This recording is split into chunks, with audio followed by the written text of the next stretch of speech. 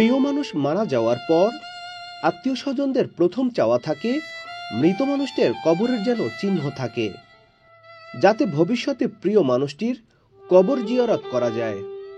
কিন্তু প্রিয় মানুষকে মাটির অভাবে কবর দিতে না পেরে কলা গাছের ভেলায় ভাসিয়ে দেওয়ার যে কষ্ট, তা কি ভোলা যায়? তেমনই এক ঘটনা ঘটেছে ফেনীর শাশ্বতী গ্রামের বাসিন্দা আলিমুল্লার পরিবারের সাথে। 23 আগস্ট ভোরে মারা যান 73 বছর বয়সী বৃদ্ধ আলিমুল্লাহ। পুরো এলাকা তখন পানিতে তলিয়ে গেছে। মৃতদেহ মাটি দেওয়ার জন্য 3.5 হাত শুকনো মাটি কোথাও ছিল না।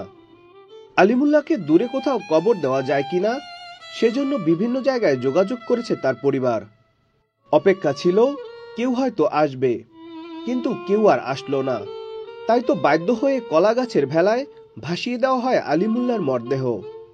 সাথে লিখে দেওয়া হয় একটি চিঠি, আর চিঠিতে লেখা ছিল, এই মৃতদেহটি অতিরিক্ত বন্যার কারণে আমরা দাফন করতে পারিনি।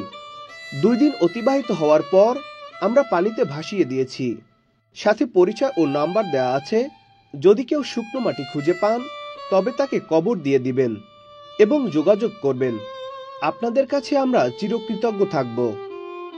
পরিবারের সদস্যরা জানান, আলিমুল্লাহ 4 দিন অসুস্থ থাকার পর মারা যান।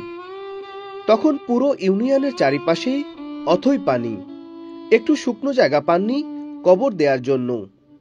2 দিন ধরে সেনাবাহিনী ও স্বেচ্ছাসেবকদের মাধ্যমে ফেনীতে যোগাযোগের চেষ্টা করেন তারা, কিন্তু কারো কাছ থেকে কোনো সাড়া পাননি। তাই বাধ্য হয়ে কলা গাছের ভেলায় লাশটি ভাসিয়ে দেওয়ার সিদ্ধান্ত নেন তারা। এছাড়া বাবার লাশ কবর দেওয়ার বিষয়ে সাহায্য চেয়েও ফেসবুকে পোস্ট করেন মৃতের ছেলে মাসুদ।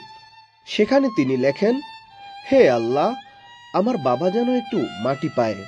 আল্লাহ, তুমি সবকিছুর মালিক, অন্তত তার কবর জিয়ারত করতে পারি সেই সুযোগ করে দাও। Nadim Hasan, channel I.